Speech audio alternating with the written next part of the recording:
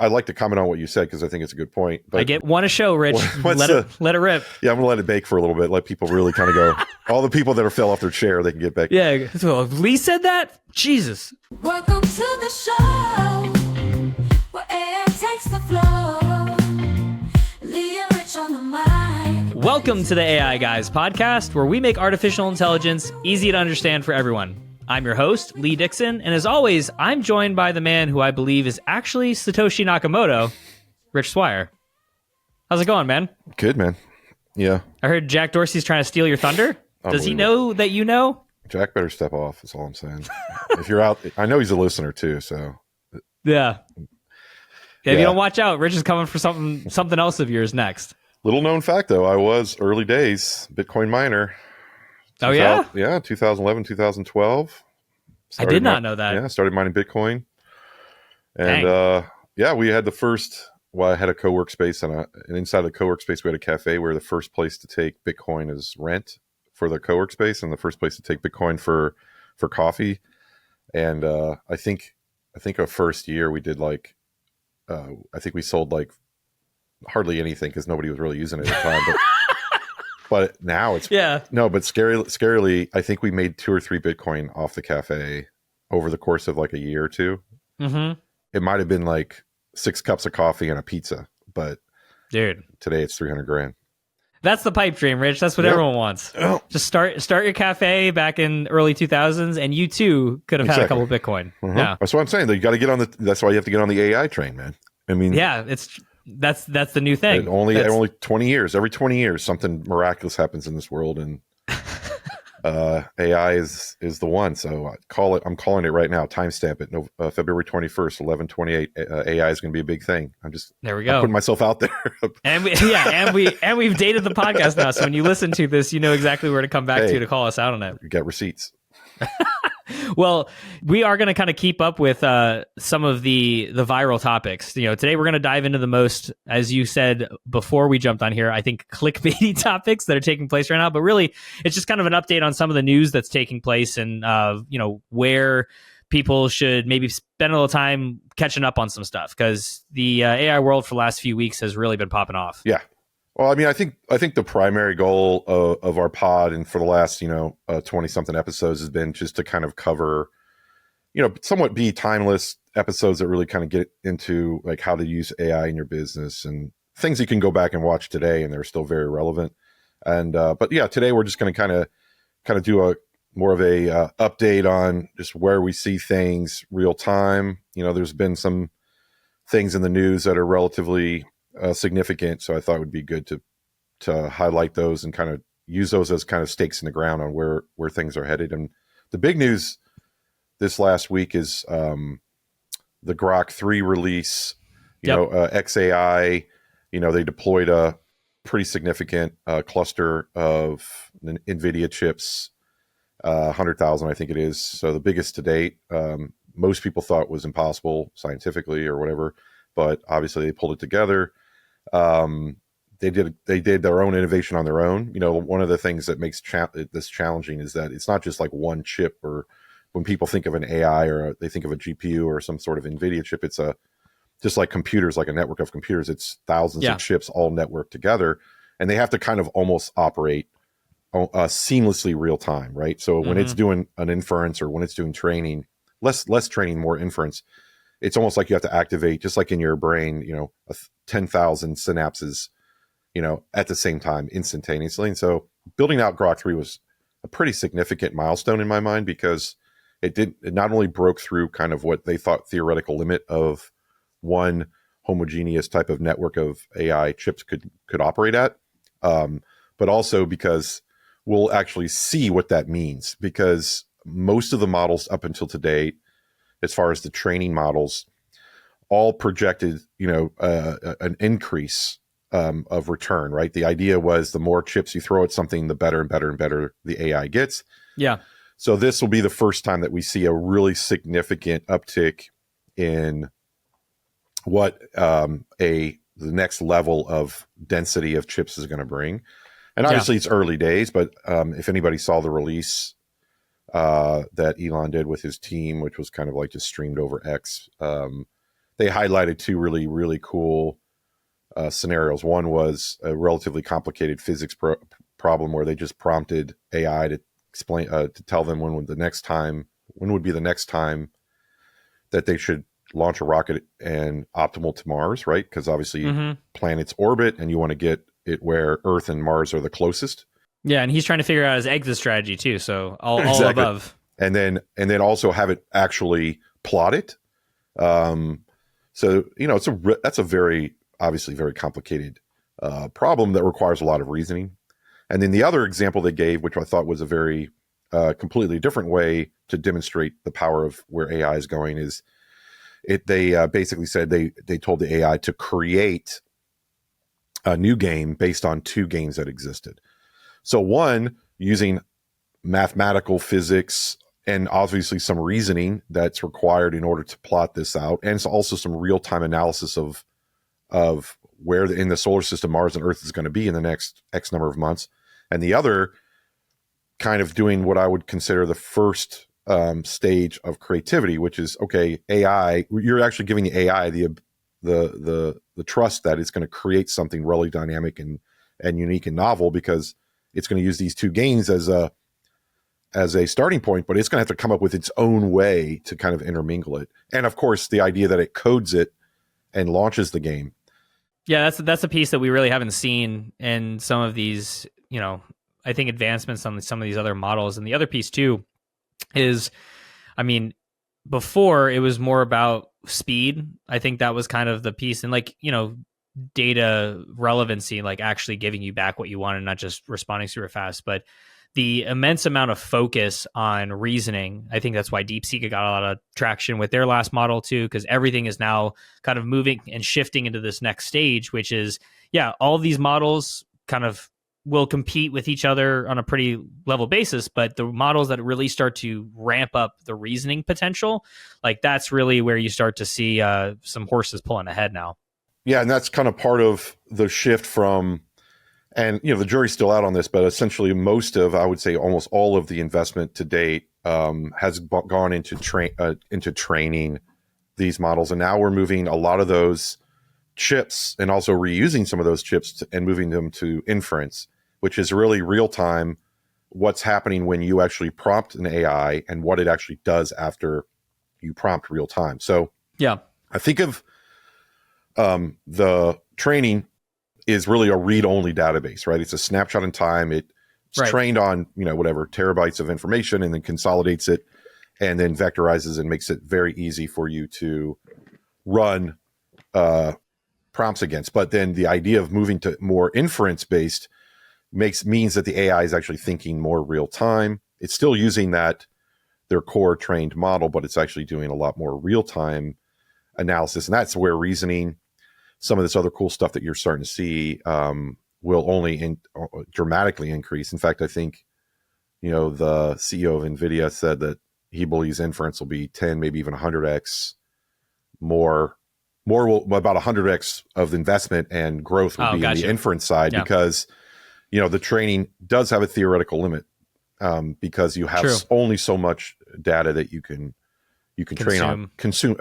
Obviously we produce data every day, and there's a lot of data that's still unearthed, that's behind firewalls, and of course there's synthetic data. So I think it's more about, it's just not going to be as incrementally increasing as we saw in the early models. But so I mean, I think what Grok 3 is going to obviously do is push a lot of the other companies in the model world to evaluate what kind of investments they need to make, where they're going to go next with, is it going to be, are they going to make their big play in inference?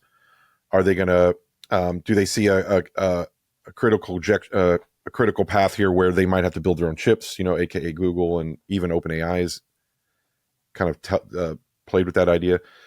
But more importantly, another component of Grok 3, which I think is maneuvering OpenAI recently, is that they've also, because because it's based on the XAI, and of course Elon owns Twitter and he's a big free speech guy. It's very much open sesame in that sense. Like there's no restrictions regarding copyright or any sort of censorship. So Whereas OpenAI has gone through a significant amount of effort in closing those doors in their models, or at least in their software that delivers their models. So Yeah. I think OpenAI is going to start to shift back. The pendulum is swinging back to more free speech and less protectionism. But I don't know if that's good or bad. I mean, it's one of those things where do you trust? Is it the responsibility of the people that are putting the models into the marketplace, like us, right? When we build Rhea as a framework for building AI agents, should we be responsible or our customers be responsible, the ones that have the lever to dial down or dial up what they are doing? No different than when I have Photoshop. Like Adobe doesn't do copyright protection. Adobe gives you a tool. You can easily copy something that exists in the real world, put your own brand on it and print it and use it, and you're violating copyright. It's not that Adobe wanted you to do that. It's just that they don't really, they don't have control over that.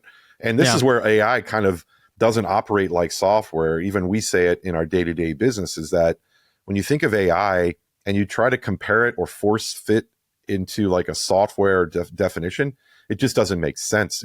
Nothing aligns. And this is one of the things that we see in the enterprise, and I think we also see in the consumer, is that when people think AI, they think, oh, internet software. And then they start putting the things together that how they classify internet software.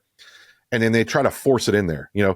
Classic example, and we've talked about this in past episodes, is software as a service, right? So all the businesses out there that have software companies see AI and they go, all right, let's just force it into our model. Let's charge per seat.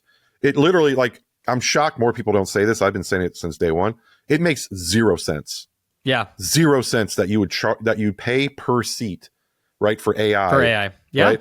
Unless you're just literally like it's a feature that's on top of some other piece of software, like you're already paying per seat for Gmail and you're buying the Gmail AI plugin. Yeah, okay, maybe I can but when you're talking about AI in general, like AI as its own product set, yeah, it's different. It's usage based. It's much more like a person. It's an hourly rate type of service, really, at the end of the day.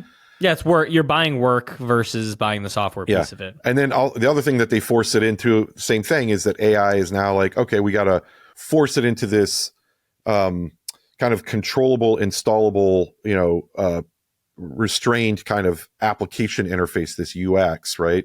And that's also not true at all. In fact, AI most likely, in I would say a majority of AI in the future, you won't even see, right? I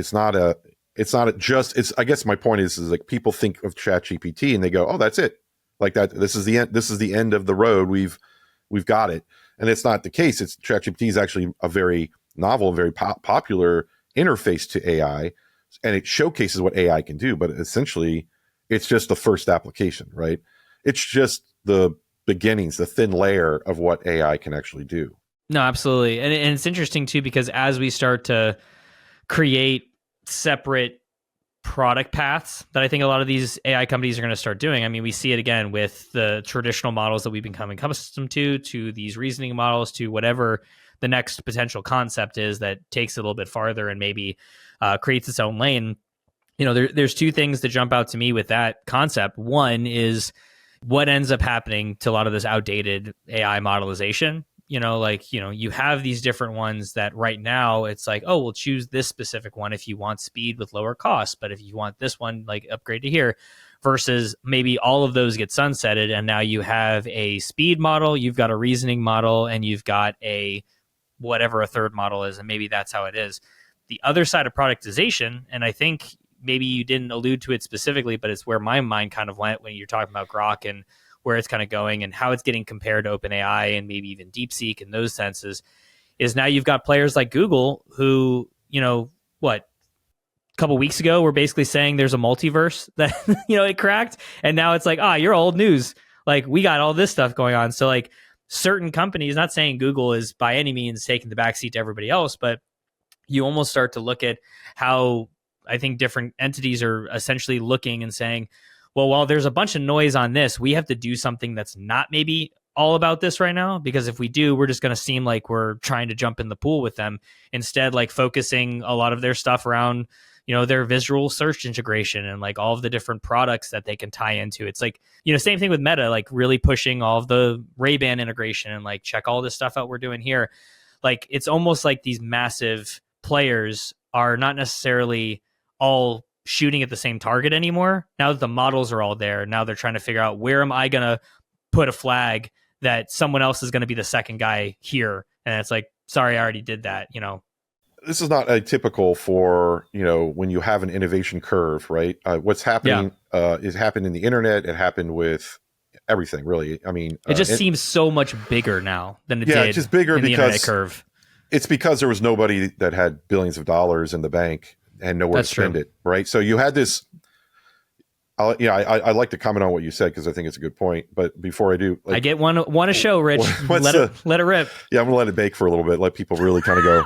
All the people that are fell off their chair, they can get back. Yeah, Lee said that. Jesus. But I mean, the perfect storm that happened 3 years ago is this: you had 5 or 6 major tech companies that were stagnant. They had no path toward innovation. They kind of are capping out on what they created, right?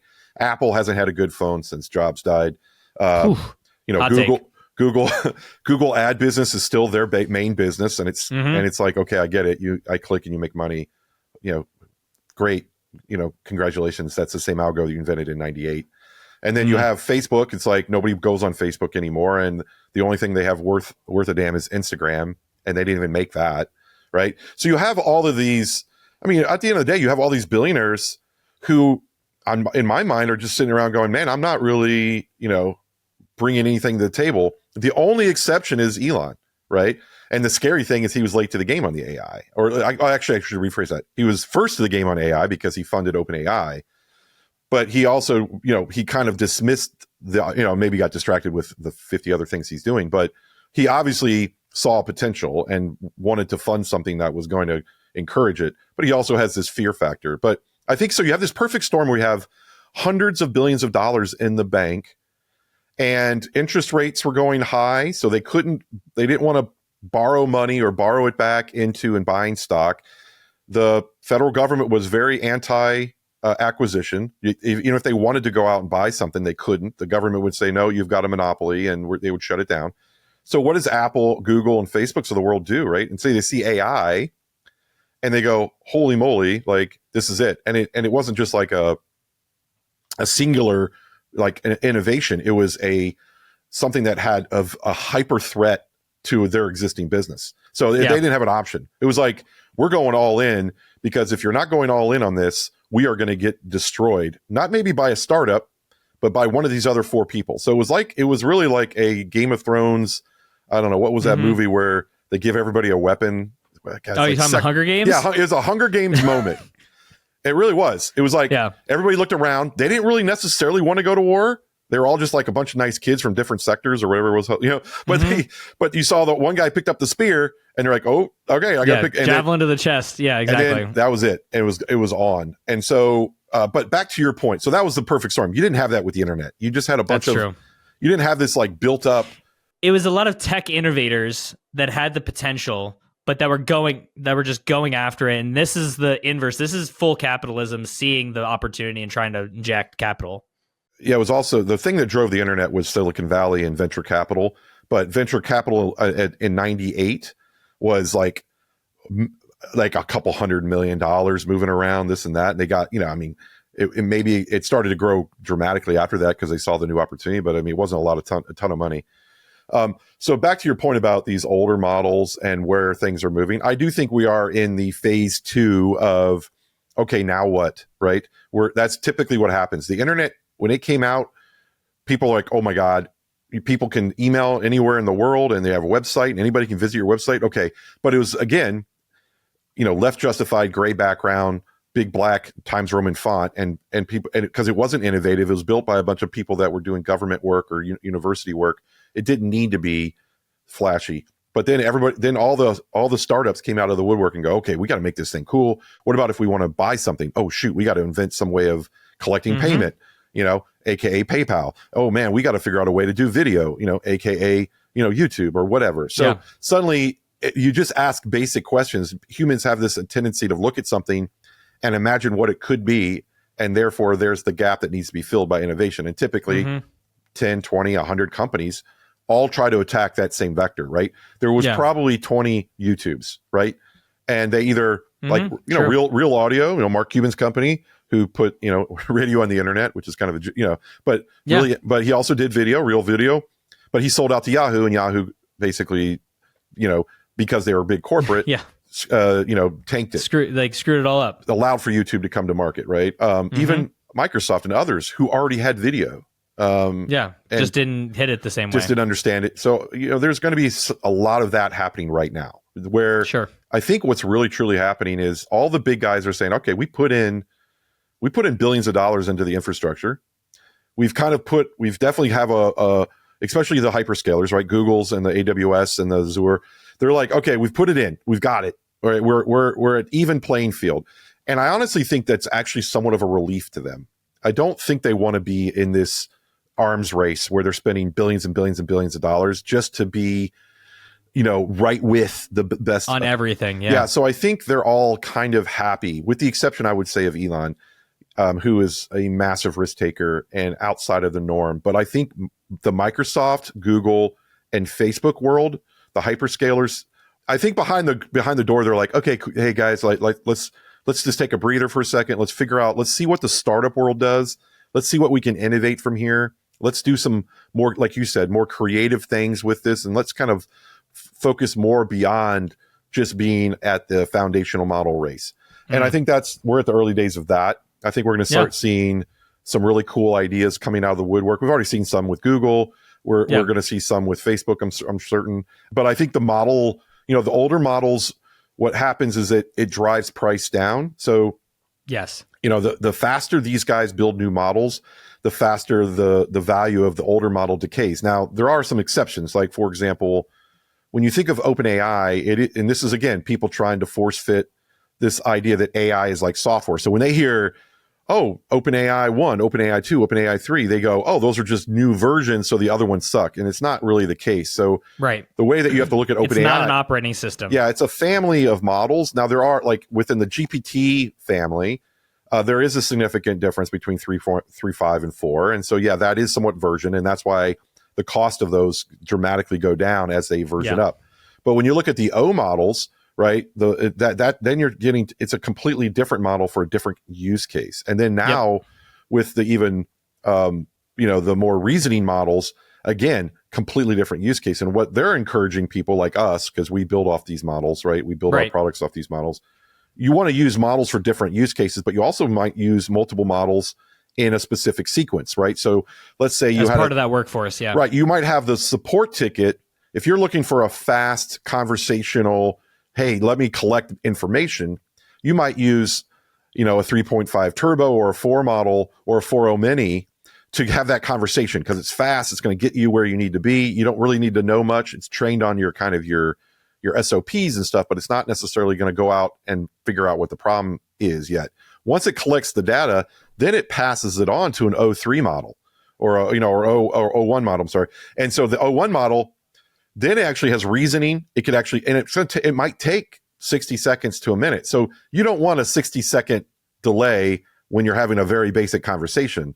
But it's just like a human, right? Like me and you are having this conversation. We expect it to be relatively real time. But if you said, hey, Rich, go write a paper about this and this and this, I'd expect you to take time on that. Yeah, exactly. It's going to take me a day, or it will actually take me 5 minutes if I throw it in GPT. But like, it'll take me some time, and then I'll come back with you. So there's asynchronous, and then there's synchronous, right? And you can imagine that just like you don't realize how diverse we are as humans until you start to make an AI operate like a human, and you see how complicated we are, because we have that ability, and in a weird way, we actually have that ability to not just do it real time, but we can do it in parallel too. Like I can actually think about things long term as I'm talking short term, and I can also be thinking about multiple things, and in kind of in a various degrees. Like for example, like right now, I'll creating a hierarchy of processing. Like right now, I forgot, I got to call my wife later, right? Like that was a prompt that started this morning, right? And it's just been sitting there in queue. And something just as you've prioritized other pieces. Exactly. Like, I just remembered. I got to do that. Right. So sorry, Asunta. That's where AI is where it's going. Right. And for sure. It's going to be somewhere in between reasoning. And I do believe, and I think a lot of people have said I think it's a misnomer to say it's AGI or whatever because it's so hard to define it.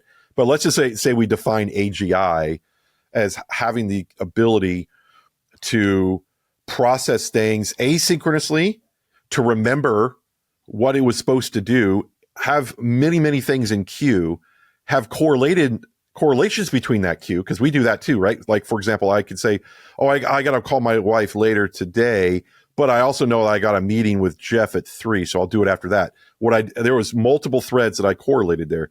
So I think you're going to start seeing that is the primary focus. Grok is, I believe, kind of built that out as a framework. And again, it's not just the model. It could be also the model or multiple plus models, processes. but processes and software that lives inside of that. So when you are accessing Grok or you're accessing OpenAI's ChatGPT, remember, you don't have just a mainline into some sort of AI model. There's layers of software that's accompanying it, right? It's the chocolate, covering of that nougat center, if you will.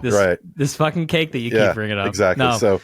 No, this is good. And again, now we've got all of the hashtags to pump onto this one to make it just to the moon, right? Right. I think that was the goal here. Like, I think we can say, did we miss anything else that would be good clickbait? I don't. That's for the next time around. So for everyone listening, thanks again for.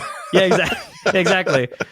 I was going to say something, but it definitely wasn't going to work out. So we'll leave it at that. But thanks again for joining us on this episode. If you haven't already, hit the subscribe button to stay in touch. Also, check out our Substack for more content, which will be linked to this episode to continue this discussion.